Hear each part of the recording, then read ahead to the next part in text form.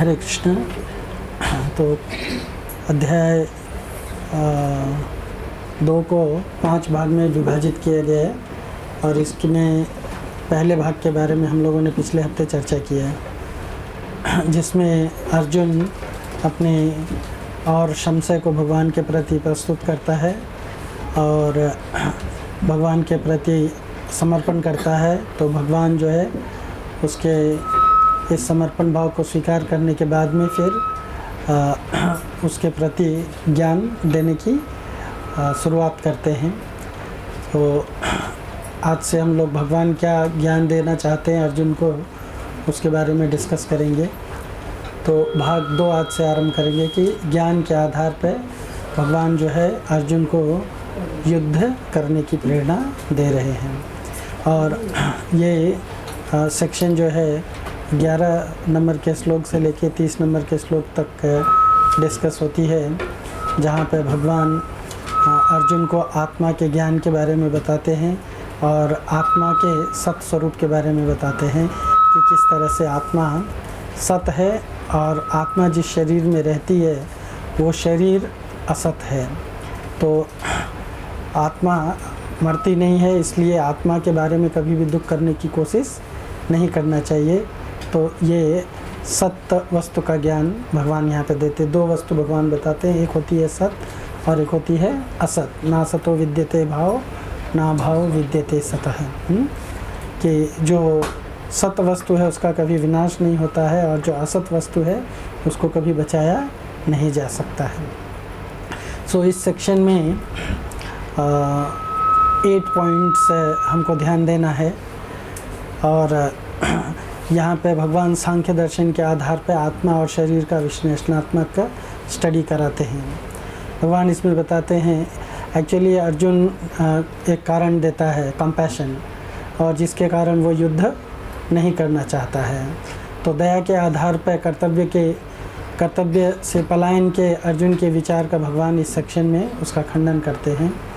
और आपको जो 5 रीजंस बताए गए अर्जुन क्यों नहीं फाइट करना चाहता है, तो उसमें दया या कंपैशन एक कारण होता है जिसका भगवान यहाँ पर उत्तर देते हैं। और फिर भगवान इसमें बताते हैं इस सेक्शन में कि कर्तव्य परायण होकर के आत्मा का अनुभव करना चाहिए। और जब व्यक्ति वास्तविक ज्ञान को प्राप्त करेगा तभी वो वास्तविक ज्ञान जो है उसको समझ पाएगा, अन्यथा उसको समझना कठिन होता है। तो आत्मा और शरीर का वास्तविक ज्ञान इस सेक्शन में बताया गया है और बताया गया है कि आत्मा अविनाशी है और शरीर विनाशशील है। अविनाशी शरीर के लिए अपने कर्तव्य के पालन करने से नहीं चूकना चाहिए, ये भगवान अर्जुन को कंक्लूड करते हैं। और भगवान अर्जुन से निष्ठापूर्वक कर्तव्य पालन से मुक्त हो करके कर्तव्य पालन से युक्त होकर के भगवान के दिव्य धाम को प्राप्त कर सकते हैं। यानी व्यक्ति अगर अपने कर्तव्य का ठीक से पालन करता है तो इस भौतिक जगत के चंगुल में या बंधन में, कर्म बंधन में नहीं पड़ेगा। और फिर भगवान अर्जुन को ये भी प्रेरणा देते हैं कि क्षत्रिय होने के नाते अपने शुद्धिकरण के लिए अर्जुन को युद्ध रूपी कर्तव्य का पालन करना चाहिए, क्योंकि ये युद्ध अर्जुन को बिना उसके मांगे प्राप्त हो गई है। और क्षत्रिय के लिए युद्ध जो है उसके जीवन का सबसे महत्वपूर्ण अंग है। शरीर के स्वभाव को जानते हुए उसके विनाश से विचलित नहीं होना चाहिए। हर स्थिति में व्यक्ति को जानना चाहिए कि आत्मा जो है वो अविनाशी है, तो इसीलिए चाहे व्यक्ति कुछ भी कर ले आत्मा का विनाश नहीं हो सकता है। और हम आत्मा हैं, हम शरीर नहीं है, इसीलिए कभी भी अपने कर्तव्यों को करने से चूकना नहीं चाहिए।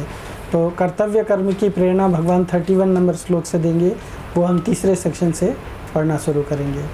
तो इसमें 11 से लेकर के 30 तक के श्लोकों में प्रत्येक श्लोक में भगवान क्या बताते हैं आप ये सैलिएंट ज्ञान देख सकते हैं और उसमें उसको अपनी इच्छा से आप अच्छा तरह से उसको उस पॉइंट को ध्यान में रखते हुए आप स्टडी कर सकते हैं। तो अर्जुन के द्वारा युद्ध न करने का निर्णय लेने पर कृष्ण द्वारा हंसते हुए अर्जुन से उलाहना भरे गूढ़ शब्द कहते हैं। ये संजय कहता है, तमोवाच ऋषिकेश प्रहसन इव भारतः सेनयोर भयोर मध्य विषेदंतम इदम वचः। अर्जुन यहाँ पे दुख से ग्रसित है अपने संबंधियों के, और भगवान उसके ऊपर हंस रहे हैं। है ना। भगवान प्रहसन इव, इव मतलब होता है जैसे, ऐसे लग रहा है कि भगवान अर्जुन के ऊपर हंस रहे हैं। तो भगवान अर्जुन के ऊपर क्यों हंस रहे हैं? और भगवान अर्जुन को हंस रहे हैं और उसको एक टॉन्टिंग भी कर रहे हैं। टॉन्टिंग समझते हैं ना, क्या बोलते हैं उसको? व्यंग कर रहे हैं। क्या भारत शब्द कह करके व्यंग कर रहे हैं। हाँ, भारत शब्द कह करके वो भरतवंशियों की परंपरा के बारे में उसको इंगित कर रहे हैं कि भरतवंशियों की ऐसी परंपरा रही है, हाँ, कि भरतवंशी कभी भी अपने कर्तव्य से मुक्त, कर्तव्य को छोड़ना नहीं होना चाहता, विमुख नहीं होना चाहता है। और तुम कैसे भरतवंशी हो कि तुम युद्ध रूपी कर्तव्य जब आके सिर पे सवार हो गया है तो तुम उससे विमुख होकर के इसको छोड़ करके जाना चाहते।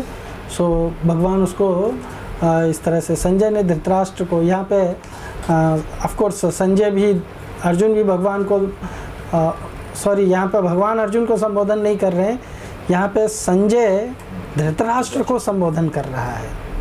हाँ, और धृतराष्ट्र को संबोधित करते हुए पुकार रहा है कि हे भारत, हे भरतवंशी धृतराष्ट्र, तुमने तो जो कर्तव्य किया है उसका परिणाम भगवान, तुमको लग रहा है कि अर्जुन अपने युद्ध से विमुख हो जाएगा और तुम्हारी चाल चल जाएगी, लेकिन भगवान जो है वो मुस्कुरा रहे हैं, मतलब वो ये जान रहे हैं कि अर्जुन अभी इस समय भीरुता दिखा रहा है, लेकिन ज्ञान सुनने के बाद में वो पुनः युद्ध के लिए तैयार हो जाएगा। इसलिए भगवान को उसके बारे में कोई चिंता नहीं है। भगवान का ये हंसना या भगवान का मुस्कुराना भगवान की बेफिक्री को बता रहा है कि इसमें कुछ चिंता करने की ज़रूरत नहीं है।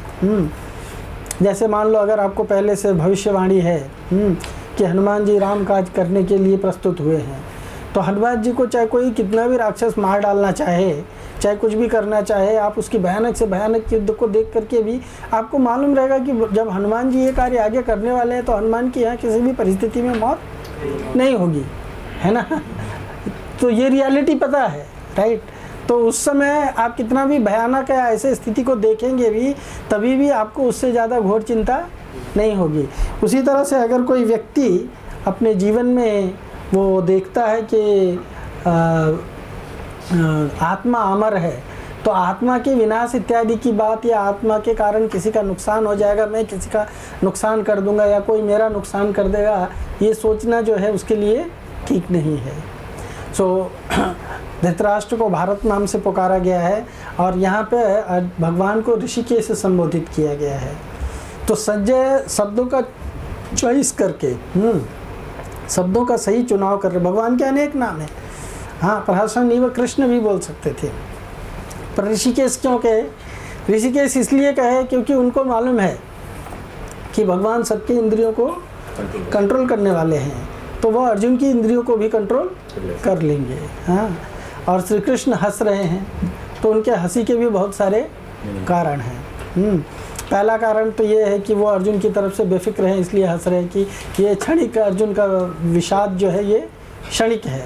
दूसरा, भगवान इसलिए शायद हंस रहे हैं कि अर्जुन को इस तरह से सरेंडर होता हुआ देख करके और बाद में अर्जुन को कन्फेस करता हुआ देख करके कि अब मैं पूरी तरह से भ्रम में पड़ गया हूँ, मुझे समझ में नहीं आ रहा है कि मैं क्या करूँ। हाँ, इतना विद्वान की तरह से बात करने के बाद में भी अर्जुन हथियार डाल देता है, और भगवान इसलिए मन में सोच रहे हैं कि अब ऊँट पहाड़ के नीचे आया है। हाँ, बड़ी लंबी चौड़ी बातें कर रहा था, लेकिन अब उसको रियलिटी डाउन हो गई, समझ में आ गया है कि वो अपने आप से कुछ भी नहीं कर सकता है। सो भगवान इसलिए हंस रहे हैं, और भगवान के हंसी का क्या क्या प्रभाव पड़ता है वो भी बहुत सारा विस्तार से चर्चा किया गया है, तो हम लोग तो यहाँ नहीं चर्चा कर सकते उस चीज़ का, लेकिन भगवान हंस रहे हैं। सो भगवान के हंसने का कारण है कि अर्जुन के बारे में सोच रहे कि अर्जुन जो है अपने बड़ी डींगे हाँक रहा था, अब वो सही मार्ग पे आया है। और जब कैसे जो केयरिंग माता पिता होते हैं, तो वो कभी बच्चे कुछ गलती करते हैं और बाद में जब सरेंडर हो जाते हैं तो माता पिता को भी हंसी आती है कि अब सही मार्ग पे आ गया है। हाँ, तो उस तरह से अर्जुन के लिए भी भगवान के मन में वही भाव है कि अर्जुन अब धीरे से सही मार्ग को पकड़ लिया। अब तो बहुत बोल रहा था, पर अब क्या हो गया? चुप हो गया। हाँ, पिछले श्लोक में बताया था ना कि अर्जुन जो है चुप हो गया। हाँ, तो हम लोगों ने डिस्कस किया था कि अर्जुन क्यों चुप हो गया था। तो यहाँ पे कृष्ण हंस रहे हैं। और फिर यहाँ पे अर्जुन चूँकि इस जगत के बद्ध जीवों का रिप्रेजेंटेशन करता है, उनका प्रतिनिधित्व करता है, इसलिए इसमें बताया गया है कि इस जगत में, भौतिक जगत में जितने भी जीव हैं, सभी जीव जो है किसी न किसी कारण इस भौतिक जगत में विषादग्रस्त हैं, विषादग्रस्त हैं। और उनके इस जगत में विषाद का मुख्य कारण क्या है? भयम द्वितीया विनिवेशतः, पिछली बार बताया था इसके बारे में कुछ। भय के मुख्य कारण क्या है? भयम द्वितीया विनिवेशतः ईशात पयो विपर्यय स्मृति। हमारी जो ओरिजिनल कॉन्स्टिट्यूशनल हमारा जो पोजीशन है आत्मा का, सो आत्मा सच्चिदानंद विग्रह है, लेकिन आत्मा इस भौतिक जगत में आ जाने के कारण, अपने आप को भौतिक देह से आइडेंटिफाई करने के कारण उसकी वास्तविकता की स्मृति नष्ट हो गई है। और जब वास्तविकता की स्मृति नष्ट हो जाती है तो वो भयग्रस्त हो जाता है, विषादग्रस्त हो जाता है। और भय कितने प्रकार के होते हैं? हाँ, 9 types of fear. Yes, tell me what are this? पिछली बार बताया था। रोगी भोग भयम, भोगी रोग भयम, वृत्ते नृपालात भयम, माने दैन्य भयम, रूपे जराया भयम। ये सब सुना है आप लोग ने? बताया था ना? तो these are the 9 types of fear. So जीव जो है इस भौतिक जगत में विषादग्रस्त है। और फिर भौतिक क्रियाकलाप की प्रणाली ही एक्चुअली चिंता का कारण है। जो इस श्लोक में भयम द्वितीया, ये भागवत का श्लोक है, इसमें बताया गया है कि भौतिक जगत में विषाद का मुख्य कारण भय है। सो इस भय से कैसे मुक्त हुआ जाए? यस, भय से कैसे मुक्त हुआ जा सकता है? बुद्धि से बाहर निकल के, अगर हम हाँ। बुद्धि में नहीं है। शास्त्र का रिप्रेजेंटेशन क्या है? शास्त्र क्या कहता है? शोक मोह भय अपहा, याद आया? बताया था ये भी मैंने शायद। तस्मात् भारत सर्वात्मा भगवान ईश्वरो हरिः श्रोतव्यः कीर्तितव्यश्च स्मर्तव्यश्च इच्छिता अभयम। अगर अभय चाहिए तो क्या करना चाहिए? भारत सर्वात्मा, हाँ, सर्वात्मा भगवान कृष्ण के बारे में श्रवण करो, कीर्तन करो, स्मरण करो, यानी नवदा भक्ति का जो मार्ग है उसको अपनाओ, तब व्यक्ति जो है भय से मुक्त हो सकता है। सो भगवान अर्जुन को ये इस श्लोक में 11वें श्लोक में भगवान वास्तव में अर्जुन के साथ में कुछ बोलना प्रारंभ करते हैं। और जब यहाँ पे भगवान एक गुरु के रूप में बोलना प्रारंभ कर रहे हैं तो लोग ये सोचते हैं कि गुरु का मतलब है कि वो शिष्य को क्रैडल करे। क्रैडल समझते हैं ना? अपने गोद में रख करके लल्लाबाई खिलाए उसको। तो बच्चे को माता पिता गोद में रख करके हाँ लुलू लुलू करते हैं ना, लल्लाबाई बोलते हैं उसको। तो शिष्य अगर ऐसा सोचता है कि गुरु भी उसके प्रति इसी तरह के व्यवहार रखे, हाँ, तो ये शिष्य की क्या है? अज्ञान है, मूढ़ता है। समझ में है ना? गुरु का काम क्या होता है? असली गुरु कौन होता है? गुरु मतलब हाँ, क्या करता है? विक्ट्री साइन दिखाता है? नहीं, कट करता है। क्या करता है? एक कट करने का सिग्नेचर है ना? गुरु क्या करता है? काटता है। किसको काटता है? हाँ, किससे काटता है? ज्ञान के कुल्हाड़ी से, ज्ञान की तलवार से अज्ञान को काटता है। जीवात्मा को नहीं काटता है ना? जीवात्मा को नहीं काटता है, ज्ञान के उसके भौतिक आसक्ति को काटता है। ज्ञान की तलवार से उसके भौतिक आसक्ति को काटता है। कहा गया भी है ना, हाँ, कि भगवान जब हृदय में आ जाते हैं तो आसक्ति को उस तरह से छिन्न कर देते हैं। हाँ, जो हृदयस ग्रंथि, हृदय के अंदर जो ग्रंथि बन जाती है, छिद्यन्ते, काट देते हैं और काट के सारे संशय को दूर कर देते हैं। तो गुरु कौन होता है? जो कट करता है। और कट करने के लिए क्या लगता है? तलवार जैसे शब्द। हाँ, है ना? नॉट लल्लाबाई। समझ में आया ना। भगवान जो है लोरी नहीं सुनाते हैं जब सिर काटना, भगवान प्रेम करते हैं लेकिन प्रेम करने का वो तरीका अलग होता है।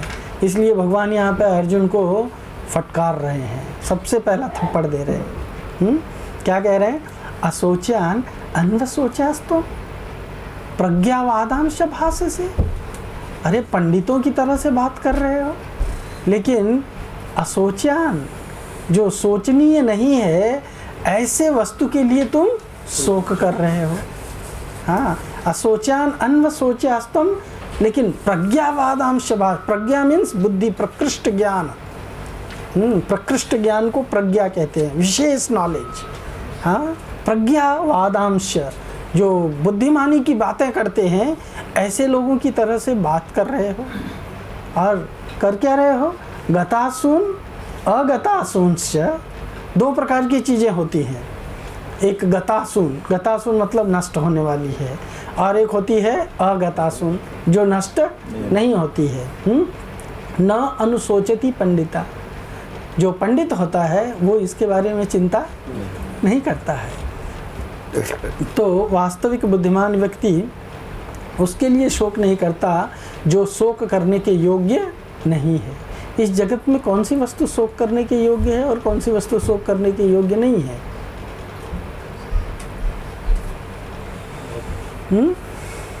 इस जगत में कौन सी वस्तु शोक करने के योग्य है और कौन सी वस्तु शोक करने के योग्य नहीं है? कल ही बताया था।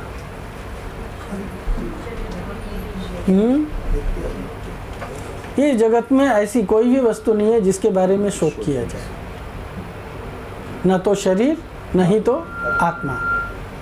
हाँ, आत्मा किस लिए शोक करने के लिए नहीं है? क्योंकि आत्मा का कभी नुकसान हो ही नहीं सकता है ना। आत्मा का कभी नुकसान हो ही नहीं सकता चाहे कोई कितना भी कुछ करे। तो आत्मा के लिए बेसिकली लोग शोक क्या करते हैं? आत्मा के लिए शोक करना चाहिए, लेकिन कौन से? आत्मा की दुर्गति करने वालों के लिए शोक करनी चाहिए। आत्मा, अदरवाइज आत्मा के मौत और जीवन के बारे में सोचने का कोई प्रश्न ही नहीं उठता है, क्योंकि आत्मा कभी मरती नहीं है। आत्मा कभी मरती नहीं है, इसके लिए उसके लिए शोक करने की कोई आवश्यकता नहीं है। और भौतिक जगत में भौतिकता की जो वस्तुएं हैं वो भी शोक करने के योग्य नहीं है। क्यों? क्योंकि उनको हम किसी भी परिस्थिति में बचाए नहीं रख सकते हैं, है ना। किसी भी परिस्थिति में बचाए नहीं रख सकते हैं। वो तो तभी तक कुछ काम की लगती है जब तक उसके अंदर आत्मा ये क्या कहते हैं, मैनिपुलेट कर रही है। जब तक आत्मा उसका दोहन करती है तभी तक वो है ना। जब आत्मा को उसको छोड़ देती है तो वो तुरंत का तुरंत ही डिसइंटीग्रेट हो जाता है, खत्म हो जाता है, फिर से अपने मूल तत्व में विलीन हो जाता है। भूमि, रप, अनल, वायु, खम, मन, ये 5 तत्व में अपने आप विलीन हो जाता है। सो सत और असत विवेकवती बुद्धि को पंडा कहा गया है। नीचे है, नोट कर सकते हैं आप। सत असत विवेक बुद्धि या विवेकवती बुद्धि को पंडा कहा गया है, और जिसकी ऐसी बुद्धि विकसित होती है वह पंडित कहलाता है। तो पंडा मतलब जो भेद कर सकता है, किसमें? सत और असत में, कि सत वस्तु क्या है, असत वस्तु क्या है। तो इस जगत में सत मतलब शाश्वत जो इटर्नल है, और असत मतलब जो शाश्वत नहीं है, जो इटर्नल नहीं है ना। सो जिसकी ऐसी बुद्धि विकसित है, यानी वो जो डिस्क्रिमिनेट कर सकता है, वो पंडित कहलाता है। नॉर्मली इस जगत में लोग पंडित किसको कहते हैं? हाँ, जो कर्म कांड करता है, पूजा करता है, या जो अपना नाम कुछ रख लेता है, मिश्रा, तिवारी, पांडे, हाँ, वो पंडित बन जाता है ना। बनर्जी, चटर्जी, लोग उसको पंडित कहते हैं। या तो फिर जो सिखा रख लेता है, बाकी बाल मुड़ा देता है, तिलक लगा के घूमता है, तो लोग उसको बोलते हैं पंडित। और बॉम्बे में तो चिढ़ाते भी हैं लोग किसी को चिढ़ाना है तो कोई पर्टिकुलर स्टेट से आया हुआ है तो उसको देख के लोग पंडित बोलते हैं, है ना। तो ये पंडित शब्द जो है वो बहुत सारे लोगों के लिए बहुत तरह के अपवाद है, पर वास्तविक पंडित शब्द जो है उसका रूट वर्ड है पंडा। पंडा मीन्स जिसके अंदर विवेक बुद्धि होती है। किसकी विवेक बुद्धि? चावल और गेहूं अलग करने की, चावल कंकड़ अलग करने की नहीं, सत और असत की बुद्धि होती है। तो इसमें ये 5 पॉइंट पे आपको ध्यान देना है। शोकाविष्ट अर्जुन को शोक निवृत्ति का उपदेश देना भगवान यहाँ से आरंभ करते हैं। दूसरा, संसार में मात्र 2 ही चीज़ें हैं, सत और असत, अर्थात शरीर और शरीरी। देहात्म बुद्धि पशु बुद्धि है। ये श्रीमद् भागवत के 12.5.2 ये श्लोक पे आधारित है। 12.5.2 में क्या कहा गया है? तंतु राजन मरिष्येति पशु बुद्धिम इमाम जहि न जातः प्रागभूतोद्य देहवंतन नक्ष्यसि देहवंतन नक्ष्यसि। अर्थात, O king, give up the animalistic mentality of thinking I am going to die. Unlike a body, you have not taken birth. There was not a time in the past when you did not exist and you were not about to be destroyed. Straight clear कहा गया है हाँ, कि ये बुद्धि छोड़ देना चाहिए कि मैं मरने वाला हूँ। अनलाइक बॉडी, जिस तरह से शरीर का जन्म होता है, आत्मा का उस तरह से जन्म नहीं होता है। हाँ, there was not a time in the past when you did not exist. भूतकाल में ऐसा समय नहीं था जब तुम नहीं थे। अगर इस सिस्टम पे, इस बात पे छोटा सा विचार करो, हाँ, कि जन्म लेने से पहले हम लोग सोचते हैं कि मैं माँ के गर्भ में आया, वहाँ से जन्म लिया। पर माँ के गर्भ में कहाँ से आया? क्या माँ ने जब से जन्म लिया, क्या मैं तब से ही माँ के गर्भ में पड़ा था? है ना, एक पर्टिकुलर टाइम में मैं माँ के गर्भ में गया। हम अपना जन्मदिन कब मनाते हैं? जब हम माँ के गर्भ से बाहर निकलते हैं, धरती पकड़ते हैं, तो हमको लगता है कि हमारा जन्म हो गया, राइट? पर एक्चुअली क्या मैं उसी दिन एग्जिस्ट हुआ? जन्म का मतलब एग्जिस्टेंस ना। क्या मैं उसी दिन एग्जिस्ट हुआ? नहीं। माँ का डेट का कैलकुलेशन बताता है कि उसके गर्भ में मैं 9 महीने रहा, करेक्ट? तो 9 महीने पहले मैं उसके गर्भ में गया था, पर 9 महीने पहले मैं उसके गर्भ में जाने से पहले भी तो कहीं था। उसके गर्भ में मैं कहाँ से आया, राइट? जहाँ से भी आया वहाँ आने से पहले भी मैं कहीं था। अगर आप बैक ट्रैक करते जाएं तो आपको कहीं पता चलेगा कि उसके पहले आप कहाँ थे। It is very difficult to understand. इसका मतलब ये है कि ऐसा नहीं है कि मैं जब गर्भ से जन्म लिया तभी मेरा एग्जिस्टेंस हुआ। भगवान आगे चल करके इसी में बताएंगे। हाँ, अव्यक्तादीनि भूतानि व्यक्त मध्यानि भारत अव्यक्तानि धनानेव तत्र का परिदेवना। अव्यक्तादीनि भूतानि, जन्म लेने से पहले, शरीर धारण करने से पहले जीवात्मा जो है वो अव्यक्त था, लेकिन अपने आप को प्रकट नहीं कर रहा था। शरीर लिया तो उसने अपने आप को क्या किया? प्रकट किया। और शरीर छोड़ दिया तो उसने अपने आप को क्या किया? फिर से अप्रकट कर दिया। इसका मतलब ये नहीं है कि केवल जब तक वो शरीर में तब तक ही उसका अस्तित्व है। नत्तेवाहम जातुनासम नत्तम नेमे जनाधिपा न च व भविष्याम सर्वे वयमतः परम। हर स्थिति में जीवात्मा जो है एग्जिस्ट है। हर स्थिति में जीवात्मा जब एग्जिस्ट है तो वो भूतकाल हो, भविष्यकाल हो, वर्तमान काल हो, हमेशा है, राइट? कभी एक शरीर में है, कभी दूसरे शरीर में है, कभी तीसरे शरीर में है, कभी कुछ काल के लिए बिना शरीर का भी इस भौतिक जगत में भी बिना शरीर का प्रेत योनि में रहता है, राइट? जब ट्रांजिशन होता है हमारा एक शरीर से दूसरे शरीर में, तो जब तक हम एक शरीर को छोड़ दिए हैं और दूसरे शरीर में एंट्री नहीं किए हैं तब तक हमारा कौन सा प्रेत योनि कहलाता है? तब तक क्या रहते हैं हम? प्रेत योनि में रहते हैं सब लोग। हाँ, जैसे एक गाड़ी छोड़ दिया तो दूसरे गाड़ी में चढ़ने से पहले अभी तो मैं सड़क पे ही चल रहा हूँ ना, यू अंडरस्टैंड? तो एक गाड़ी से दूसरे गाड़ी में जाना, शरीर बदलना मतलब एक जगह से दूसरे जगह जाना। तो ये देहात्म बुद्धि। लेकिन अपने आप को देहात्म बुद्धि समझना, ये भागवत के इस श्लोक में बताया गया है कि व्यक्ति जो है वो पशुवत है, पशु बुद्धि है। हाँ, और शरीर और शरीरी दोनों ही असोच्य है। न तो शरीर के लिए शोक करना चाहिए, न तो शरीरी के लिए शोक करना चाहिए। आत्मा के लिए भी शोक करने की जरूरत नहीं है। अगर शोक करने की जरूरत है भी तो किसके लिए शोक करने की जरूरत है? यस,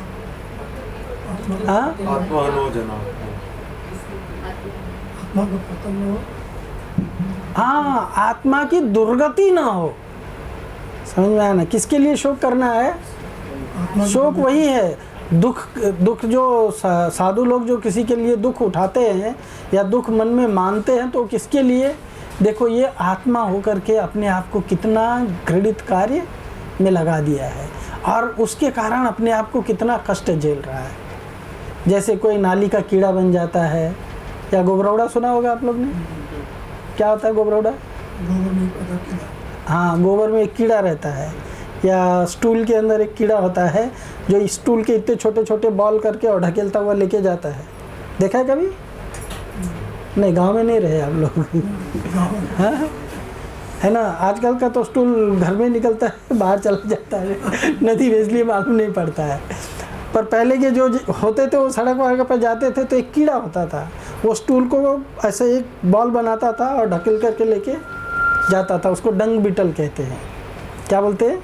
अंग्रेजी में डंग बीटल कहते हैं, हिंदी में गोबरौड़ा कहते हैं। गोबर का कीड़ा देखा होगा, बहुत बार देखा होगा। गोबर का गोला बना करके, इतना छोटा छोटा गोबर का गोला बना करके ढकेलते हुए लेके जाता है। उसको लगता है ये गोबर ही जो है ये मेरा सर्वश्रेष्ठ प्रॉपर्टी है। समझ में आया ना? लगे रहते हैं आगे से पीछे से। आगे से पीछे देखो फैमिली लाइफ है वो। क्या ढकेलते लेके जाते हैं? असार वस्तु, निरर्थक, यूजलेस, जिसको रिजेक्ट कर दिया है शरीर ने। उसमें वो लोग अपना सार देखते, उसको लगता है इसमें कुछ वैल्यूएबल छुपा हुआ है। ये भौतिक जगत एक्चुअली उसी तरह है। हम हंस ले हैं, लेकिन एक्चुअली हम लोग भी वही कर रहे हैं। हम भी वही डंग ही ढकेले चले जा रहे हैं। तो शरीर और शरीरी दोनों ही असोच्य हैं। देही और देह का भेद स्वीकारने पर ही कल्याण हो सकता है। जब तक देही और देह को अलग अलग नहीं मानेंगे और दोनों एक साथ में किस उद्देश्य से आए हैं, अगर उसको भी नहीं जानेंगे तो प्रॉब्लम है। इसीलिए आप लोग को ईशोपनिषद 4th श्लोक या 3rd श्लोक, हाँ क्या था वो?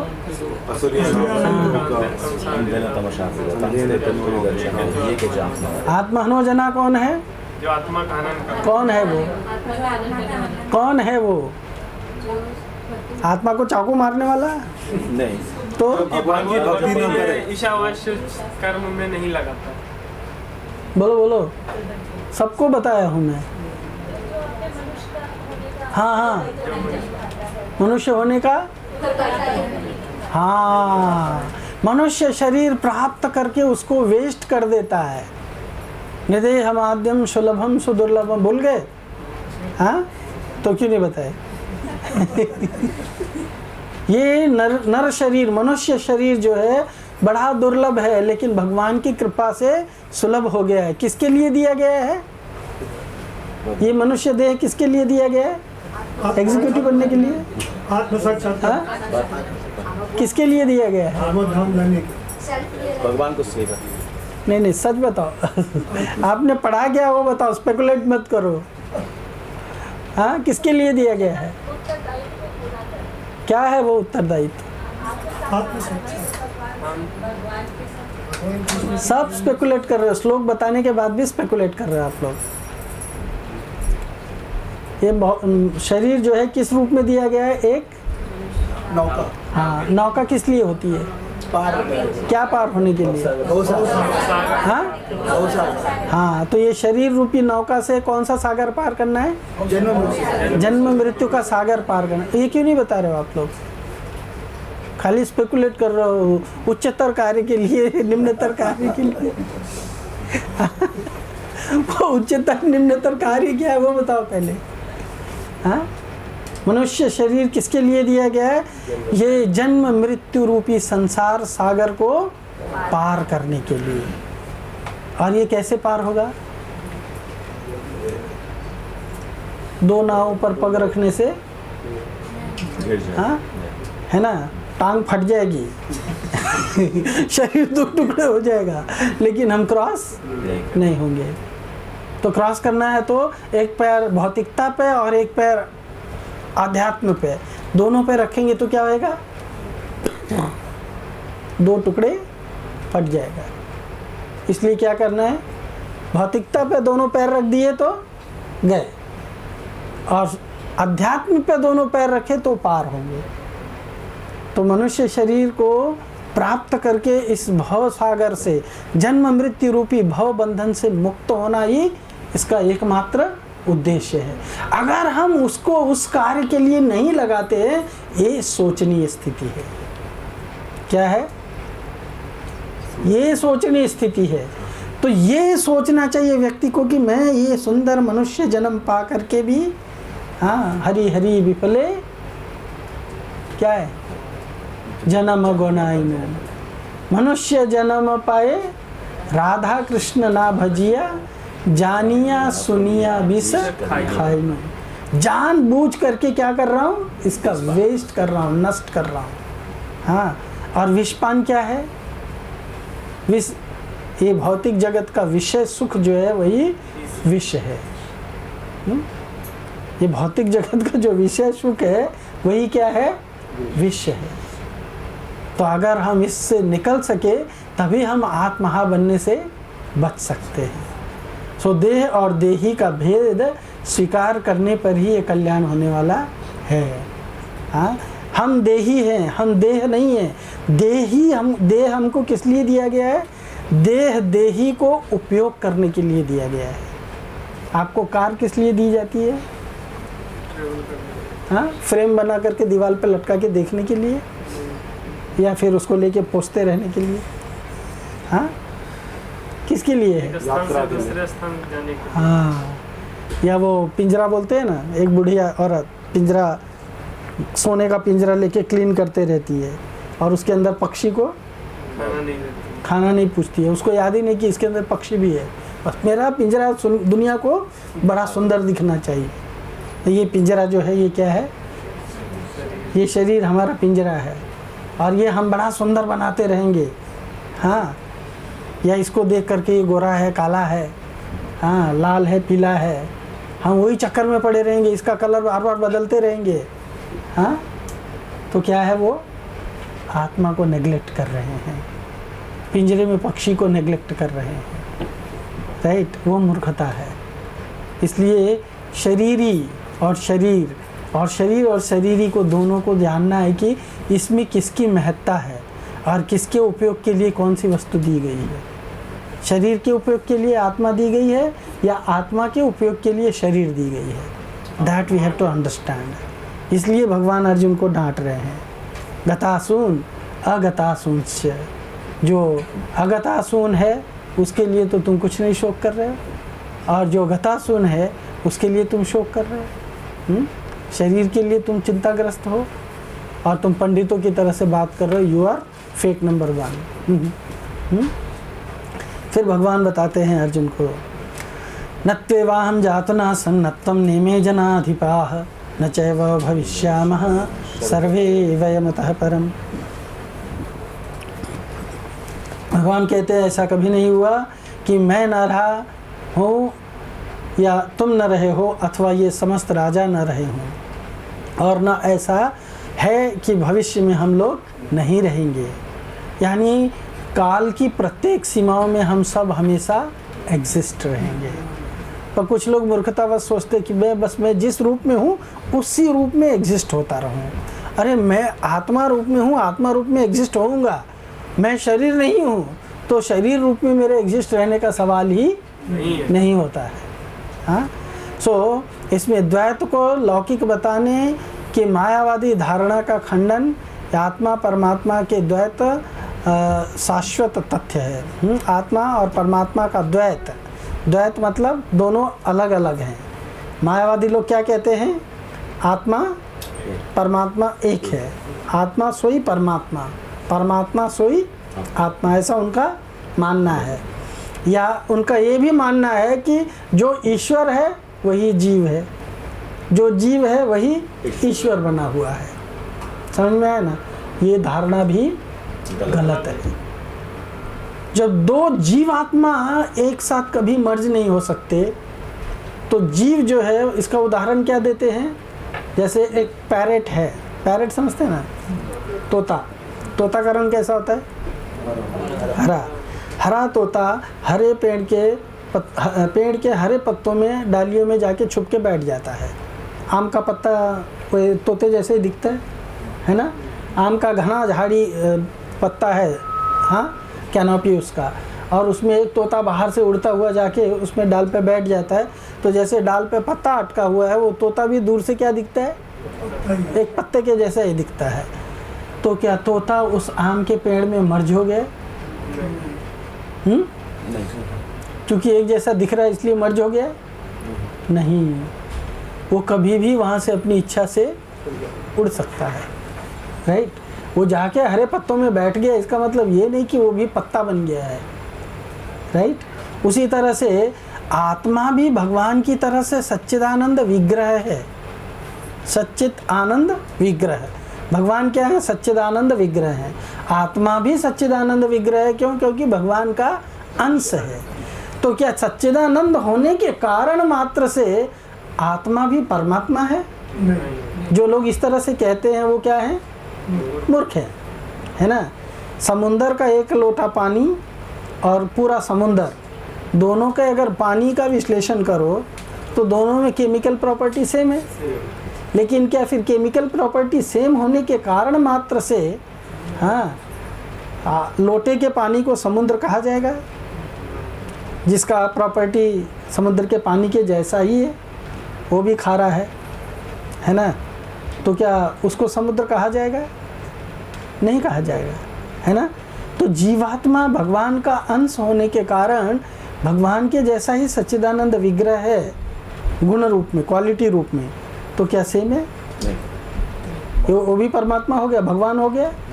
नहीं, है ना। ये धारणा का यहाँ पे खंडन किया गया है इस श्लोक में, कि दोनों किसी भी परिस्थिति में एक नहीं रहते हैं। भगवान कहते हैं भूतकाल में भी, भविष्य काल में भी और वर्तमान काल में भी। जैसे इस श्लोक में हम लोगों ने देखा, ये इस श्लोक में भी क्या कहा गया है? हाँ, इस श्लोक में भी कहा गया है, न तम राजन मरिष्येति पशु बुद्धि मीमां जहि न जातः प्राग भूतोध्य देहवंत न नक्षसी। हाँ, देहवंत न नक्षसी। इसका मतलब क्या है कि I am not going to die. Unlike the body, you have not taken birth. There was not a time in the past when you did not exist. भूतकाल में ऐसा कोई समय नहीं हुआ कि जब आप नहीं थे। And you are not about to be destroyed. तुम नाश भी होने वाले नहीं हो, मतलब भविष्य में भी तुम रहने वाले हो और वर्तमान में तो ऑलरेडी हो। You understand? So उसी तरह से आत्मा भी क्या है? भूत भविष्य वर्तमान हर परिस्थितियों में एग्जिस्ट रहती है। वो जब एग्जिस्ट रहती है तो आत्मा का तो विनाश नहीं हुआ। तो जब आत्मा का विनाश नहीं हुआ तो आत्मा शाश्वत है, और जब शाश्वत है आत्मा, तो शाश्वत आत्मा के लिए शोक करने की क्या जरूरत है? ये ठीक नहीं है, ये बताना चाहते हैं। फिर आत्मा शाश्वत और वैयक्तिक है। वैयक्तिक मतलब इंडिविजुअल है। इंडिविजुअल मतलब वो एक सिंगल है, हाँ, और हर परिस्थिति में वैयक्तिक ही बनी रहेगी। आत्मा कभी भी किसी के साथ मर्ज नहीं होगी। तो ये फिर भगवान में मर्ज होना क्या है? अच्छा, जो लोग सोचते हैं कि मैं सुसाइड कर लेता हूँ तो मैं मर गया और मैं सारे कर्म से मुक्त हो गया, हो जाते हैं क्या? हाँ, रेतियानी में भटकते रहते हैं। नहीं, जो लोग ऐसा सोच के करते हैं वो लोग बुद्धिमत्तापूर्ण कार्य करते हैं या मूर्खतापूर्ण कार्य करते हैं? हाँ, मूर्खता ना, मूर्खतापूर्ण कार्य करते हैं, क्योंकि उनको क्या लगता है कि मैं ये शरीर को फांसी लगा करके नष्ट कर दूंगा तो मैं कर्म झेलना बंद हो जाएगा। मेरा शरीर, अभी ये तो ऐसे हो गया जैसे कोई चोर सोचने लगे कि मैंने कोट पैंट पहन करके चोरी किया है, अब मैं धोती कुर्ता पहन लेता हूँ तो फिर मेरे को कोई चोरी का इल्ज़ाम ही नहीं लगाएगा, और ना ही तो मुझे पकड़ने जाने पे कोई सज़ा दी जाएगी, क्योंकि मैं तो बोल सकता हूँ अरे मैंने जब चोरी किया था तब मैं क्या था, धोती कुर्ता में थोड़ी था, तब मैं शर्ट पैंट में था, है ना। तो शर्ट पैंट वाले को पकड़ो है ना। अगर ऐसा कोई चोर सोचे तो बड़ा बुद्धिमान है क्या? बुढ़ नफर हाँ, है ना, मूर्ख है। हाँ, सो उसी तरह से आत्मा जब शाश्वत है और कर्म लगता किसको है? ये शरीर को लगता है कर्म या शरीरी को लगता है? है ना? क्यों शरीरी को लगता है? शरीर ने कर्म किया है ना। अच्छा, कार ने जाकर के ठोक दिया किसी को, है ना मैं कोई कार चला रहा हूँ और कार किसी के ऊपर चढ़ गई और वो बेचारा जगह पे मर गया, पकड़ के मुझे कार को कोर्ट में ले जाना चाहिए? है? कार को फांसी पे लटका देना चाहिए? किसको लटकाया जाता है? हाँ हाँ, तो ये शरीर को लेकर के हम कोई कर्म या कुकर्म करते हैं, पर उसका परिणाम शरीर को मिलना चाहिए कि शरीरी को मिलना चाहिए? ये ज्ञान है ना, है ना, ये ज्ञान है। तो जब शरीर और शरीरी दोनों अलग अलग हैं, राइट, मतलब शरीरी हर परिस्थिति में है, और शरीरी अगर एक कार से किसी को ठोक दिया है और दूसरी कार में चला जाए तो बोले मुझे उससे कुछ मालूम नहीं, अभी वो कार में मैं नहीं हूँ, सो आई एम नॉट, हाँ, मुझे उसका दायित्व नहीं है, तो क्या अपनी जिम्मेदारी से अब्जॉल्व हो जाता है, वो छूट जाता है? नहीं, चाहे वो किसी भी सिचुएशन में जाए, पर भुगतना उसी को है जिसको लेकर के उसने कर्म किया है, उसको नहीं। ये शरीर तो प्रकृति का दिया हुआ है, राइट, प्रकृति को हम दोषी नहीं ठहरा सकते हैं, लेकिन इस शरीर को लेकर के हमने दुर्मति यूज़ किया है।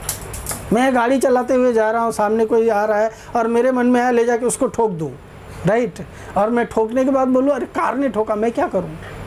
बोल सकता हूँ? नहीं, आई विल बी रिस्पॉन्सिबल।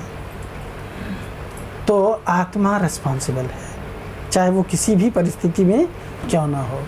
आत्मा देहांतर करती है और इससे बुद्धिमान व्यक्ति मोहग्रस्त नहीं होता है।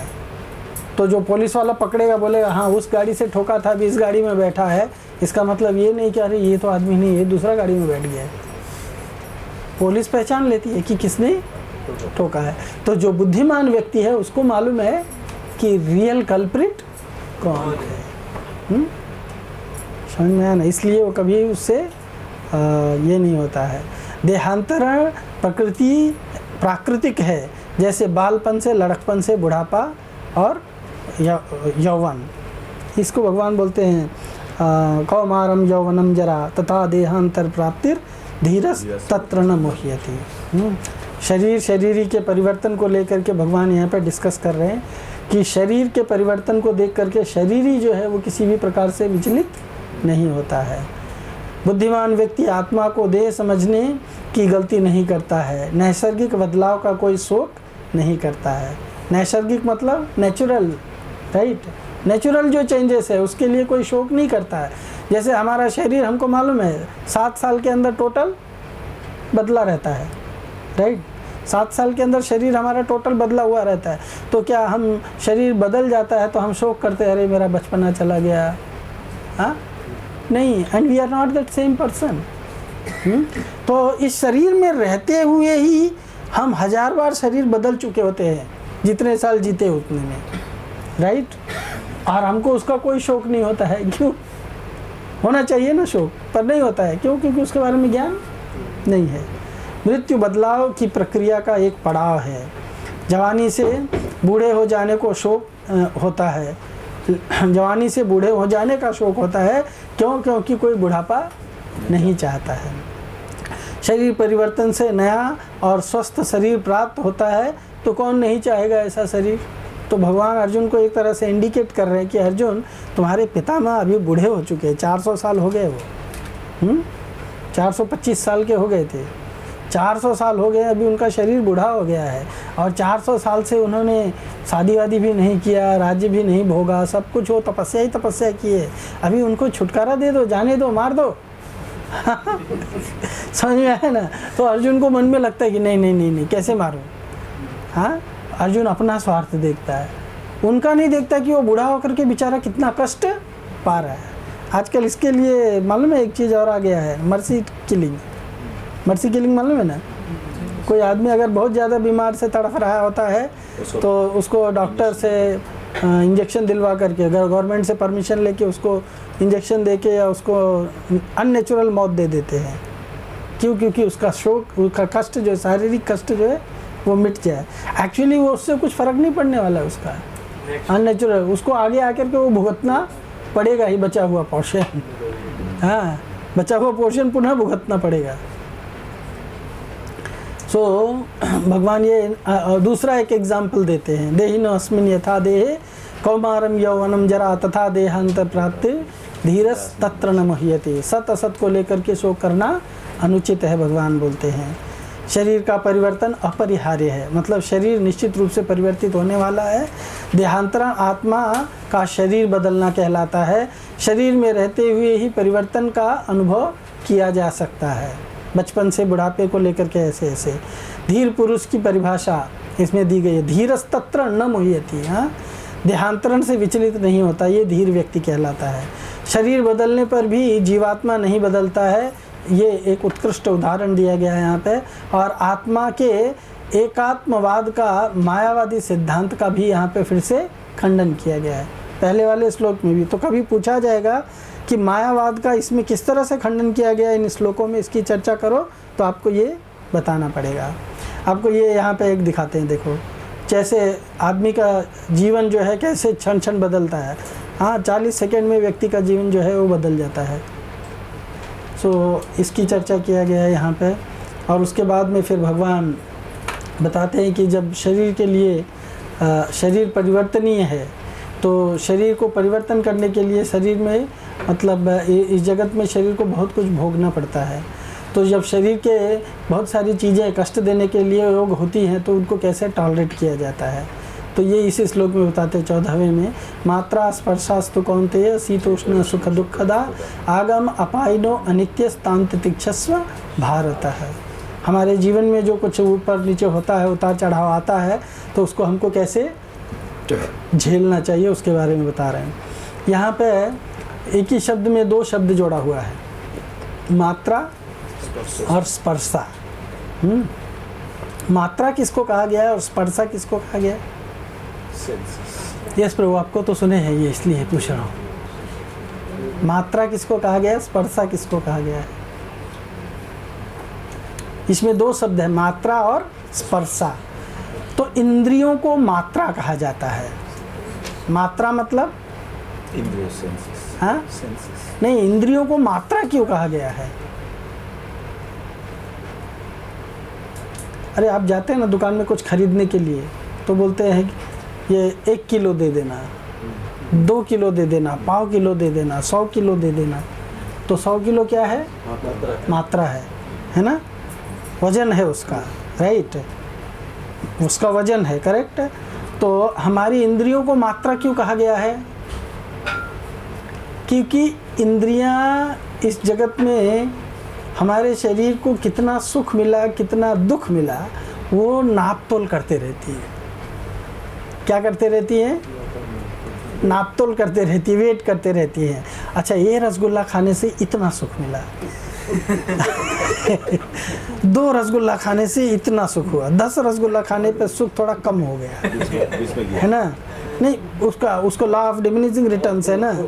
तो ज़्यादा अमाउंट लिया तो धीरे धीरे सुख कम हो गया, राइट। अच्छा, ये काम किया तो इसकी वजह से इतना दुख मिला, है ना। अभी जिसको मिर्ची खाना अच्छा नहीं लगता है, उसके सब्जी में अचानक एक मिर्ची आ गया, हाँ, तो उसको क्या लगता है? उसकी इंद्रिया है, जो जीवा है, उसको क्या बोलती है? ये एक छोटा सा मिर्ची का टुकड़ा मुझे इतना दुख दिया है ना, है कि नहीं है? और जिसको मिर्ची खाना पसंद है उसको, इसने मेरे को इतना सुख दिया तो सुख और दुख का नापतोल कौन कर रहा है? इंद्रिया, जीवा कर रही है। हाँ, फ्लावर, बड़ा सुख है इसमें। अच्छा, ये गुलाब के फूल में ज़्यादा सुगंध है, चमेली इससे भी अच्छा है, हाँ, तो ज़्यादा सुख देता है, कम सुख देता है। और कुरला का खाड़ी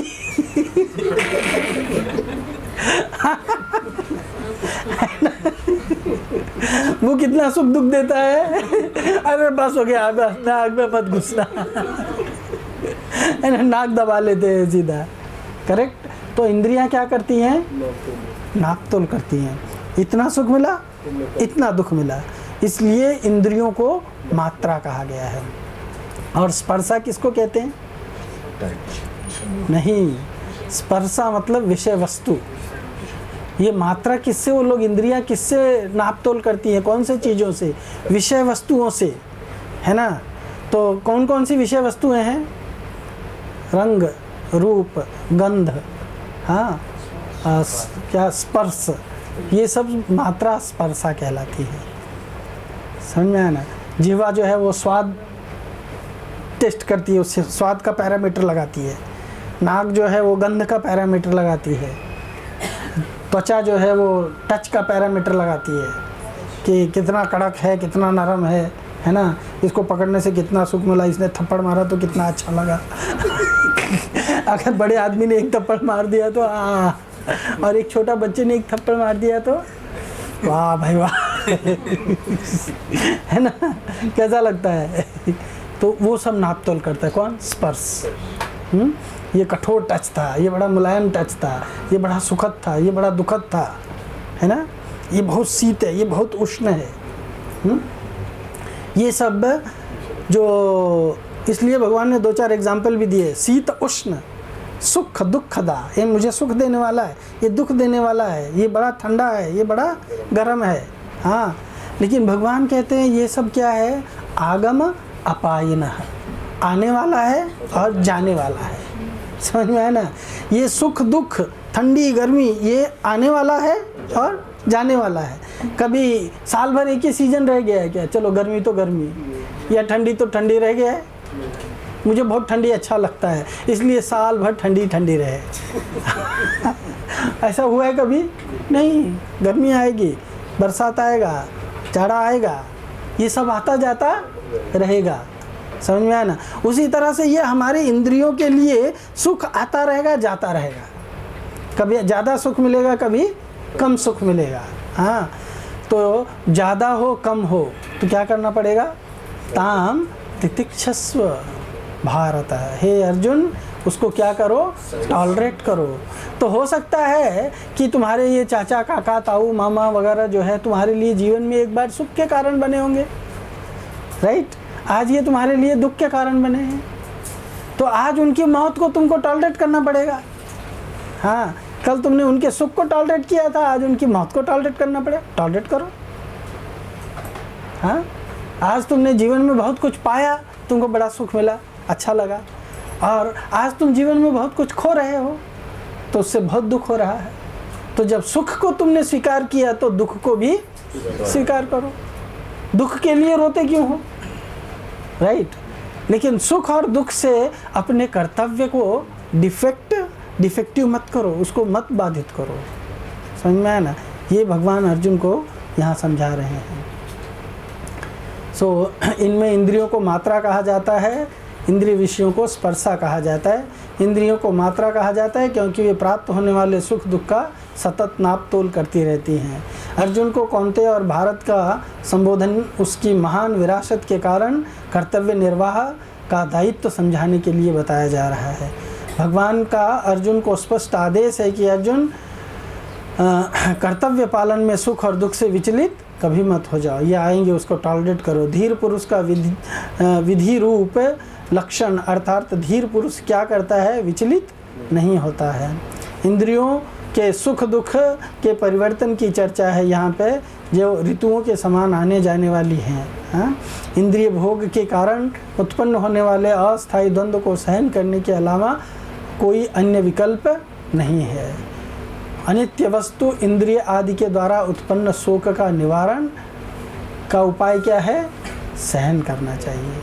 तो भगवान बोल रहे हैं टॉलरेट करो। अगर तुम्हारे जीवन में कोई दुख सुख आता है तो उसको टॉलरेट करो। ये श्लोक, ये इस श्लोक में समझाते हैं। फिर इसमें और भी पॉइंट्स हैं। इसमें बता रहे हैं सांसारिक द्वंद्वों और नैसर्गिक बदलाव के कारण आध्यात्मिक कर्तव्य परायणता से नहीं चूकना चाहिए। कभी आप लोगों को अगर इस श्लोक पे लेक्चर देने की ज़रूरत पड़े तो ये सारे पॉइंट्स को अगर आप थोड़ा थोड़ा एक्सप्लेन करोगे, 1 घंटे का लेक्चर इजीली प्रिपेयर हो जाएगा। इसलिए ये स्लाइड इस तरह से बनाया है कि उसके हर एक पॉइंट को, एक एक पहलू को पकड़ो, उसके ऊपर 5-5 मिनट एक्सप्लेन करो। अगर 5 मिनट 2 मिनट भी एक्सप्लेन किया तो आपको बहुत सारे 1 घंटे का लेक्चर इजीली आप बना सकते हैं। सो सांसारिक द्वंद्वों और नैसर्गिक बदलाव के कारण आध्यात्मिक कर्तव्य परायणता से नहीं चूकना चाहिए। सहनशीलता के कारण भौतिक इच्छाओं की पूर्ति नियमबद्ध तरीके से होती है, जिससे शुद्धिकरण और ज्ञान का विकास होता है। आध्यात्मिक उन्नति के लिए निहित कर्तव्यों का निर्वाह करना अत्यंत आवश्यक है। सांसारिक द्वंद्वों को सहन करने का उदाहरण जाड़े में सुबह उठना, जैसे प्रभुपाद जी उदाहरण देते हैं कि ठंडी में सुबह पानी बहुत ठंडा रहता है, लेकिन जिन लोगों को भगवान की भक्ति करनी है, सुबह मंगल आरती जाना है, तो क्या करते हैं, ठंडे पानी से भी नहाते हैं। और फिर प्रभुपाद उदाहरण देते हैं कि मई में और जून में गर्मी बहुत ज़्यादा ज़ोरदार होती है, लेकिन स्त्रियों का कर्तव्य है कि घर के लिए भोजन पकाएं। आजकल तो गैस चूल्हा जला करके एसी रूम में बनाते हैं, ये मालूम नहीं पर पहले वो फूकने वाला चूल्हा, उसमें धुआं भी आता था, आँख से भी बाहर निकलता था आंसू, और साथ में कभी कभी खून भी आ जाता होगा गुस्से में हाँ, तो और गर्मी ऊपर से, और फिर ये चूल्हे की गर्मी। Still they used to cook, फिर भी वो कुकिंग करते थे। क्यों? क्योंकि उनका वो अपना कर्तव्य मानते थे कि ये मेरा कर्तव्य है, मैंने ये जिम्मेदारी उठाई है, तो मुझे इनका सबको भोजन कराना मेरा कर्तव्य है, इसलिए वो करते थे। हाँ, सो हर एक व्यक्ति अपने अपने कर्तव्य के प्रति आश्वस्त रहना चाहिए। को प्रभुपाद जी उदाहरण देते हैं, सांसारिक द्वंद्वों को सहन करने का आधार भ्रामक स्थिति का ज्ञान और जीवन के उच्च लक्ष्य यानी मुक्ति की चाहत होनी चाहिए। इस भौतिक जगत के द्वंद्वों से मुक्त होने का प्रयास करना चाहिए। ऑफ कोर्स ये भगवान जो है अर्जुन को एक ज्ञान के आधार पे नॉलेज दे रहे हैं, पर जब प्रेम के आधार पे उसको ज्ञान बताएंगे तो इससे भी हायर तत्व बताएंगे। जैसे भक्ति व्यक्ति किन किन कारणों से करता है, एक्चुअली भगवान के प्रति आकर्षित किस किस कारण से होते हैं। कुछ लोग सोचते हैं कि हाँ ठीक है, कुछ लोग सोचते हैं कि भगवान जो है परवरदिगार आलम अल्लाह, तो भय से। कुछ लोग सोचते हैं भगवान सप्लायर है, समझ में आया ना, oh God please give us our daily bread, समझ में आया ना। एक तो कहता है अल्लाह अकबर, भगवान बड़ा है, अगर उसकी मानेंगे नहीं तो नरक में डाल देगा, जन्नत से दोजख में पहुंचा देगा। क़यामत के दिन क्या होगा, फैसला होगा, सब मुर्दा घाट से उठेंगे सबके ऊपर फैसला किया जाएगा कि तूने क्या किया, तूने क्या किया। इसलिए जो कुछ करो अल्लाह के लिए सब कुछ करो। कुछ पकाने वाले लोगों ने उनका दिमाग फोड़ दिया है, अल्लाह के लिए तुम दूसरे का मर्डर कर डालो, तो वो भी अल्लाह के लिए कर डालते राइट। भगवान के नाम पे वो लोग वो भी कर डालते। क्यों? क्योंकि उनको लगता है कि भगवान बड़ा शक्तिशाली है, अगर वो जैसा चाहता है वैसा हम नहीं करेंगे तो हमको सज़ा देगा। तो सज़ा के डर से वो भगवान की भक्ति करते हैं, भगवान की इच्छा करते हैं, तो भय से। और दूसरा होता है रिवार्ड से, हाँ, कि भगवान के अगर हम कुछ करेंगे तो भगवान जो है मेरा भोजन सप्लाई करेगा। Oh God please give us our daily bread, हम हर रोज़ का भोजन हमको दो, हरे कृष्णा जाके ऐसे करेंगे और फिर भगवान के सामने हाथ फैलाएंगे, है ना, कि मुझे हमारा खाना दो।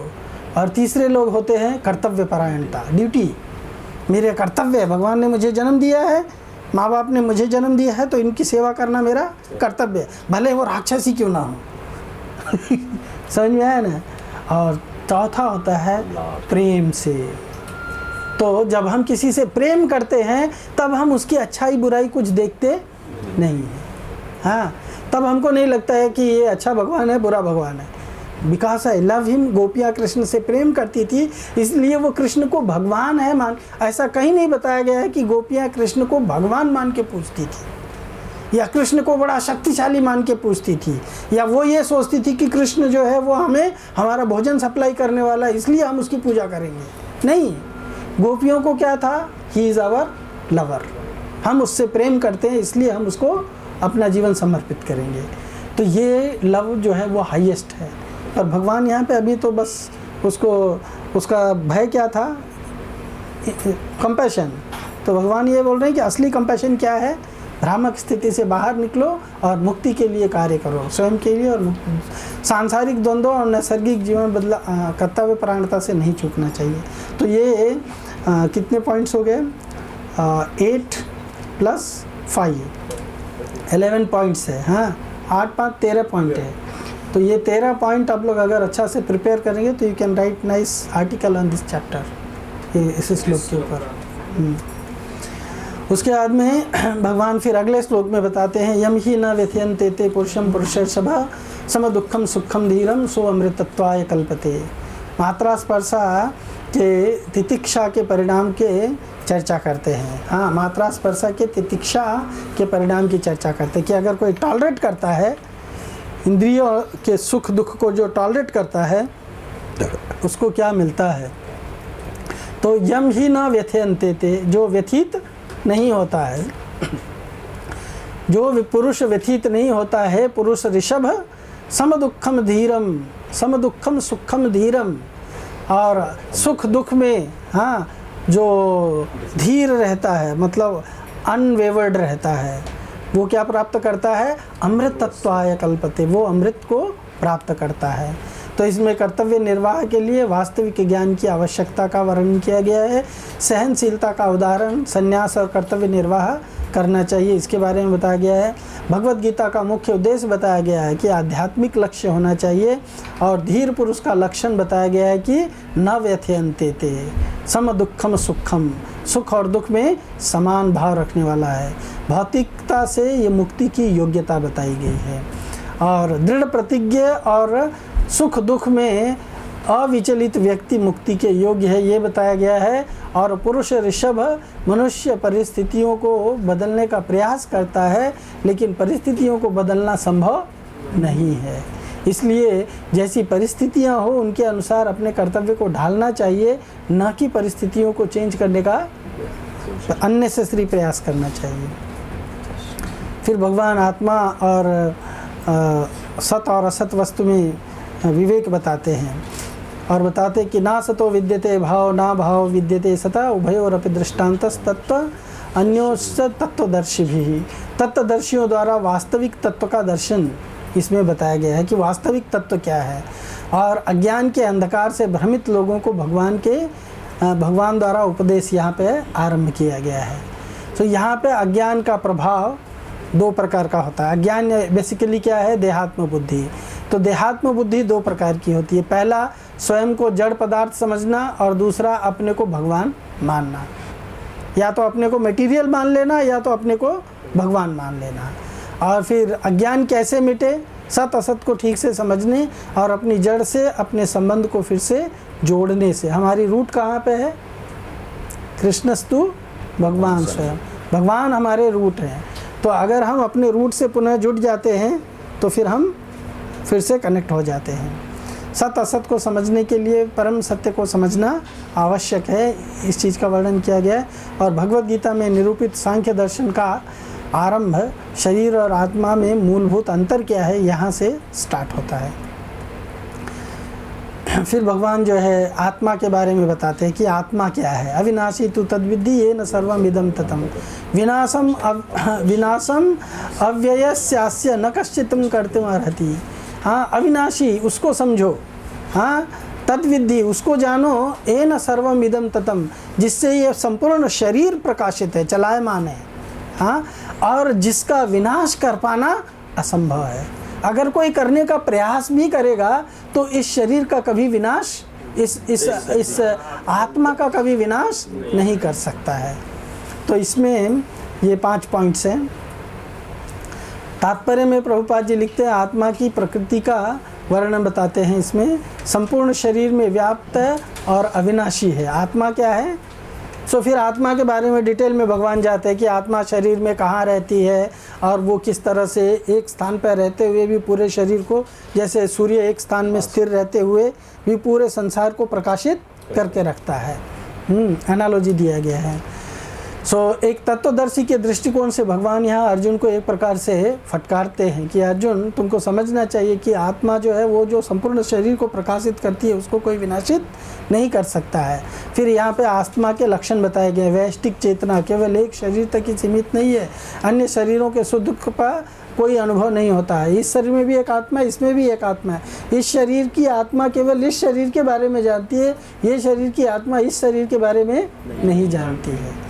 लेकिन भगवान एक ऐसी आत्मा है जो सभी शरीरों के बारे में जानते हैं, वो डिफरेंस है।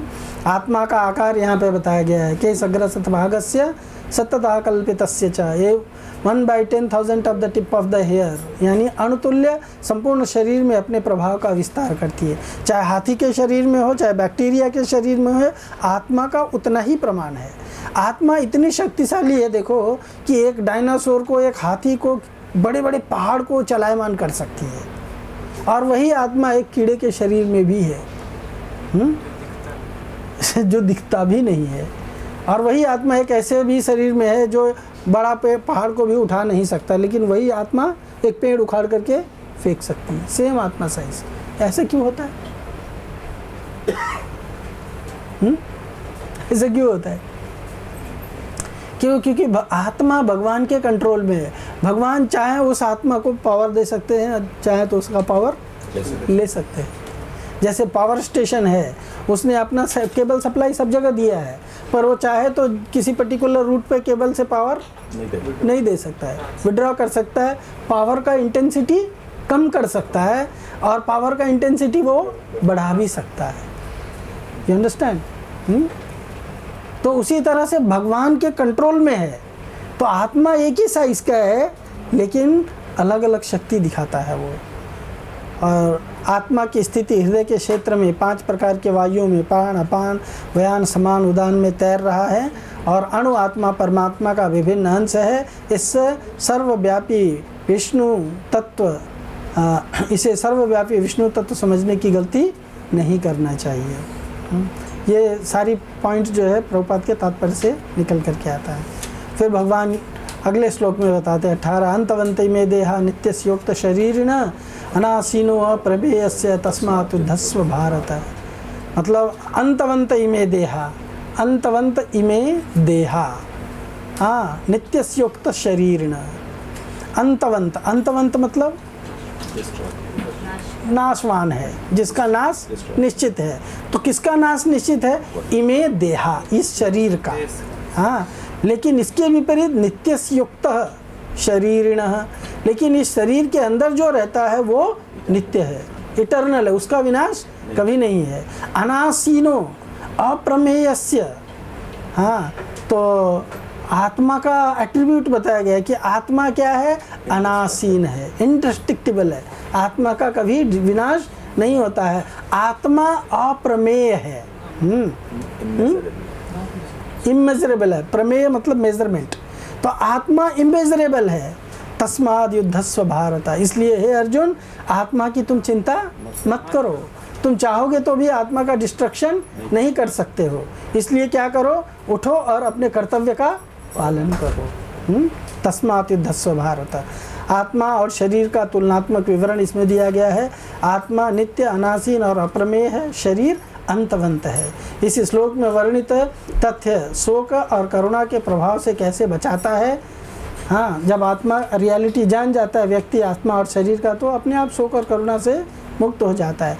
आत्मा और शरीर के वास्तविक स्वभाव को बता करके, पहला, आत्मा का विनाश नहीं किया जा सकता और शरीर को किसी भी परिस्थिति में बचाया नहीं जा सकता है। आत्मा अमर है, शरीर नश्वर है। इसका अर्थ है कि कौरवों का विनाश निश्चित है, भले ही अर्जुन उन्हें न मारे, शरीर का विनाश तो निश्चित है। अर्जुन नहीं भी मारेगा तो क्या वो जीवन भर जिंदा रहेंगे? मरेंगे, है ना। महाभारत के युद्ध में 10 लोग बच गए थे। कौन कौन? 5 पांडव,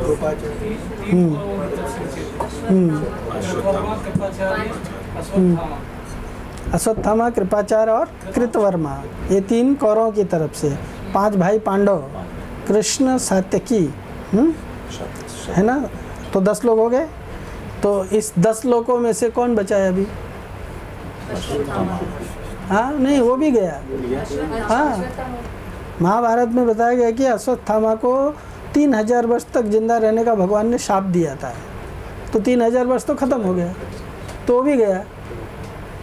महाभारत की अगर बात को हम सत्य मानते हैं तो महाभारत में अश्वत्थामा को चिरंजीव नहीं बताया गया है। अश्वत्थामा को 3000 वर्ष तक उसी तरह से भटकने के लिए भगवान ने शाप दिया था, स्वयं कृष्ण ने, तो वो तो शाप पूरा हो गया होगा उसका, तो अभी वो भी नहीं है। ऑफ कोर्स आजकल के ज़माने में कुछ भी लोग बकबकाते रहते हो, अलग बात है। हाँ, ये भी जिंदा है, वो भी जिंदा है, इसको इस रूप में देखा। हवा उड़ाने में कलयुग एक्सपर्ट है लोग। That is called clouding the knowledge. है ना? तो इसमें 10 लोगों में से कौन है? स्वयं भगवान तो शाश्वत ही है, पर भगवान भी अपनी लीला समाप्त करके चले गए। 5 भाई पांडव, भगवान ने कहा था ये महाभारत के युद्ध में तुम लोग नहीं मारे जाओगे, नहीं मारे गए, लेकिन अभी कहाँ? कितना टाइम हुआ? 5000 ही वर्ष हुआ है ना? 5000 वर्ष में अभी कोई नहीं दिख रहा है। कहाँ गए सब? है सब जो मारे गए थे वो भी हैं। युद्ध में जो मारे गए थे, हमको लगा कि जिनका विनाश हो गया, हाँ, उनके लिए युधिष्ठिर महाराज बहुत शोक कर रहे थे। तो व्यास देव जी ने जब वो तर्पण का जल देने के लिए गंगा में गए थे, व्यास देव जी ने सबको बुला लिया वापस, लो तुम इनके लिए शोक कर रहे हो ना, ये सब हैं। हाँ, सब आए, अपने अपने रिलेटिव से मिले, तर्पण का जल पिए और फिर वापस गए। सो एवरीवन इज देयर, कोई नहीं खत्म होता है। नत्योहम जातो नासम नत्वम ने में जनाधिपा न चैव भविष्यामः सर्वे वयवतः पर। लेकिन जिसको मालूम है कि कौन कहाँ है, वो उनको वहाँ से कभी भी बुला सकता है। हमारा प्रॉब्लम है कि हमारे पास में वो शक्ति नहीं है, वो नॉलेज नहीं है। हनुमान जी के पिताजी को, केशरी को, हाँ, किसने?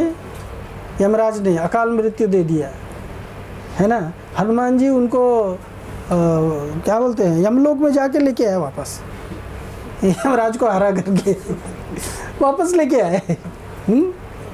हनुमान जी की मदर, क्या नाम था उसका? अंजना। हाँ, अंजना एक अप्सरा थी। क्या नाम था उसका अप्सरा का? पुंजिकस्थला, करेक्ट। पुंजिकस्थला को शाप मिला था एक ऋषि का। हाँ, बृहस्पति का शाप मिला था। हाँ, मेड सर्वेंट ऑफ बृहस्पति, लेकिन किसी ऋषि ने शाप दिया था कि तुम, हाँ ठीक है, अभी आप लोग दोनों आपका कंफ्यूजन निकाल रहे हैं। I am not so confused.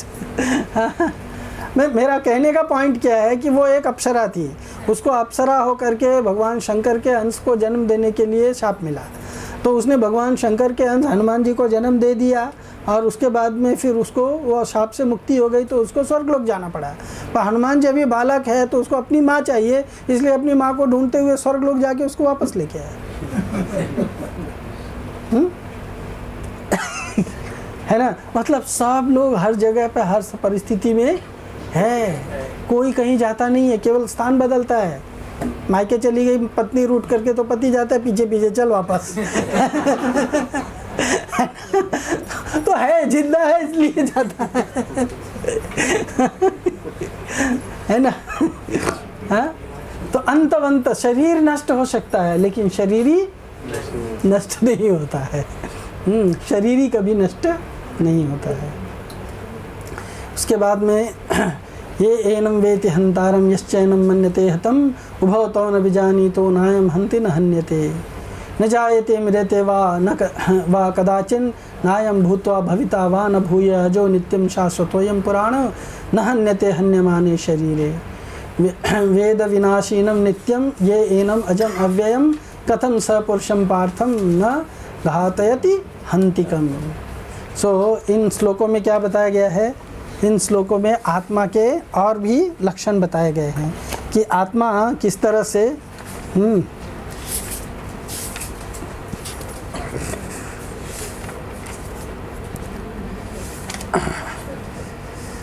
न एनम, जो इस जीवात्मा को मारने वाला समझता है तथा जो इसे मरा हुआ समझता, वे दोनों ही अज्ञानी हैं, क्योंकि आत्मा न तो मरता है और न ही तो मारा जाता है। आत्मा के लिए किसी भी काल में न तो जन्म है न मृत्यु है, वह न तो कभी जन्मा है न जन्म लेता है और न जन्म लेगा। वह अजन्मा नित्य शाश्वत तथा पुरातन है। शरीर के माने जाने पर भी वह मारा नहीं जाता है। और हे पार्थ, जो व्यक्ति ये जानता है वह आत्मा अविनाशी अजन्मा शाश्वत तथा अव्यय है, वह भला किसी को कैसे मार सकता है और कैसे किसी को मरवा सकता है।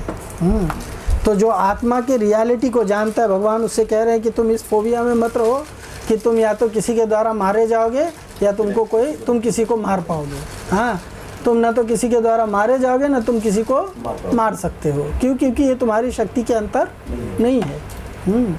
सो इसमें ये 8 पॉइंट्स डिस्कस किए हैं।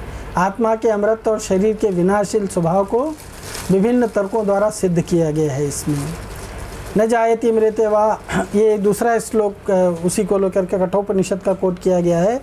न जायति मृते वा विपश्चिन्नायम कुतश्चिन्नम बभूव कश्चित अजो नित्यम शाश्वतोयम पुराणे न हन्यते हन्यमाने शरीरे। यानी भगवान ये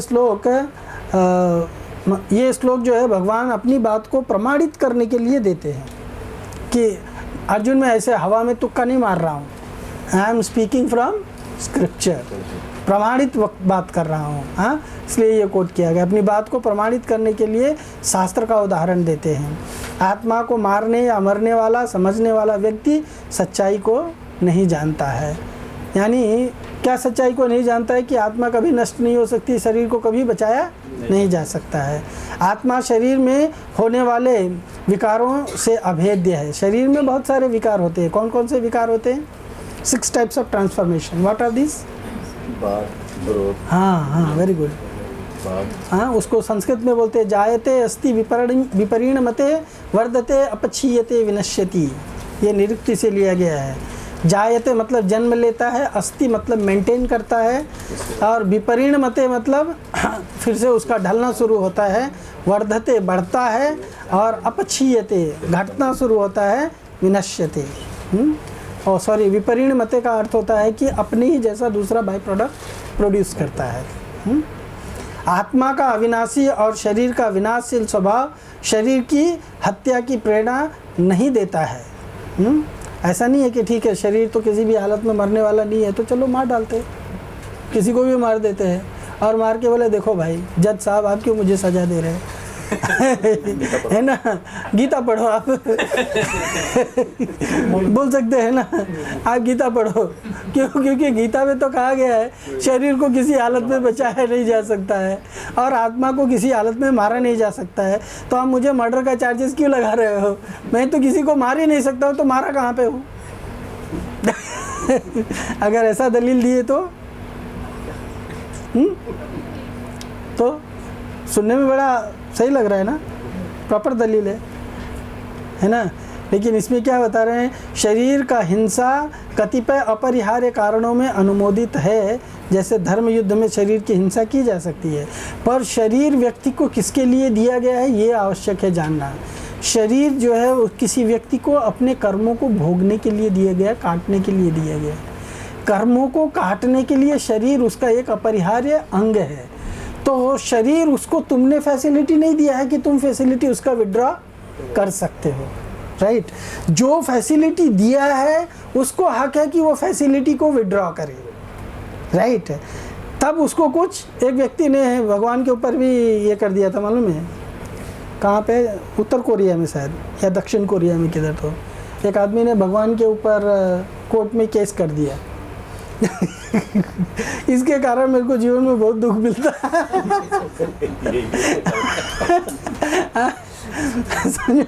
ऑफ कोर्स उसका कहना सही है, लेकिन वो ये भी नहीं जानता है कि भगवान तो केवल क्या करते हैं, भगवान उसको देखते हैं, विटनेस हैं, बट वो हमारे कर्मों के हस्तक्षेप नहीं करते हैं।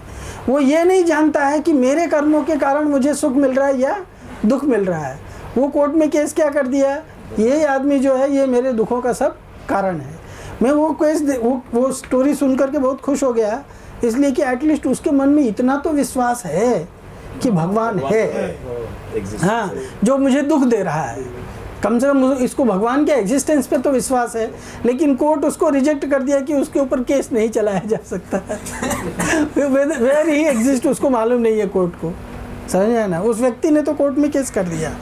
सो कहना यह है कि भगवान ने जिस चीज़ को दिया है वो भगवान ही अगर विड्रॉ करें तो उनको कोई आपत्ति नहीं होनी चाहिए।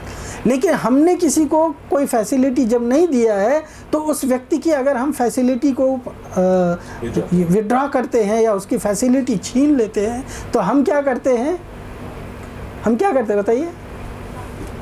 हाँ, उसका रोक देते हैं, फिर से उसका हाँ, तो क्या करते हैं, उसको क्या कहते हैं, उसको सफरिंग को हाँ, उसके सफरिंग को रोक देते हैं। सफरिंग को किधर रोक दिया आपने, तो फिर भोगना, उसको प्रोलॉन्ग कर दिया। हम क्या करते हैं, अनाधिकृत चेष्टा करते हैं। क्या करते हैं, अनाधिकृत चेष्टा। अनाधिकृत चेष्टा मीन्स मेरा उसमें अधिकार नहीं है, राइट, और मैं फिर भी अपनी नाक पोक कर रहा हूँ। अब जो चीज़ में मेरा अधिकार न हो, राइट, मैं पुलिस ऑफिसर नहीं हूँ, लेकिन अगर कहीं झगड़ा हो गया और मैं पहुँच गया वहाँ पे दाल भात में मुसरचन ये कहावत है हिंदी में एक, हाँ कि मेरा उसमें कुछ काम नहीं है फिर भी मैं घुस गया उसमें, समझ में आया ना। तो अगर मैं वहाँ पे घुस गया और कानून को अपने हाथ में ले लिया तो कानून को अपने हाथ में लेने की सज़ा मिलेगी, राइट। पर जिसको कानून लेने का अधिकार दिया गया है वो इंस्पेक्टर को, वो आकर के कानून अपने हाथ में लेता तो उसको सज़ा नहीं मिलेगी, राइट। तो या तो अधिकृत व्यक्ति है या जिसने कानून बनाया है वो उसको कर सकता है या उसके द्वारा जो अधिकारित है। लेकिन जो व्यक्ति किसी के जीवन में अनाधिकृत चेष्टा करता है वो अपराध का भागी होता है और उस अपराध का उसको दंड मिलना चाहिए, समझ में आया ना। तो हम किसी को फैसिलिटी दे नहीं सकते तो ले नहीं सकते। इसीलिए मांस भक्षण करना, ये सब करना क्या है, दूसरे की जीव हत्या करना हो गया। उसकी जीव हत्या करने के कारण हमको अपराध भोगना पड़ता है। That is called sinful. कि हमने उसको जो उसका कर्मा काटने के लिए उसको जो फैसिलिटी मिला था, हमने अपने शक्ति का इस्तेमाल करके उसका फैसिलिटी विड्रॉ कर लिया, जबकि मेरी अधिकार में नहीं था। तो जो इसको मेंटेन करता है इस सिस्टम को, वो जरूर उसको पकड़ेगा। इसके लिए बोलते भगवान देखेगा। You understand. तो एक्चुअली आत्मा को नहीं मारा जा सकता है, शरीर को बचाया भी नहीं जा सकता है। इसका मतलब ये नहीं है कि जो आत्मा अपने शरीर को लेके अपना कुछ काम कर रहा है जाके हम उसको मार डालें, ये बोले कि अरे तुमको तो बचाया भी नहीं जा सकता है, तुमको तो मैं मार ही नहीं सकता हूँ, केवल तुम्हारा पापड़ छीन लिया है ना, शरीर ले लिया तुम्हारा, तो मैंने कुछ गलती नहीं किया, ऐसा नहीं है। That one has to understand.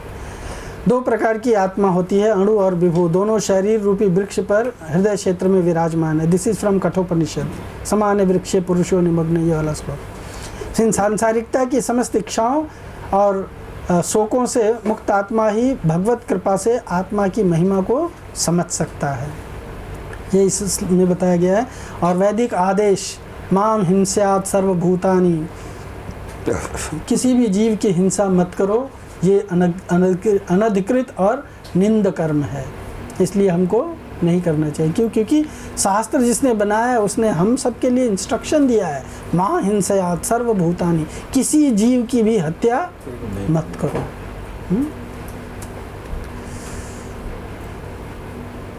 Shell we stop it here?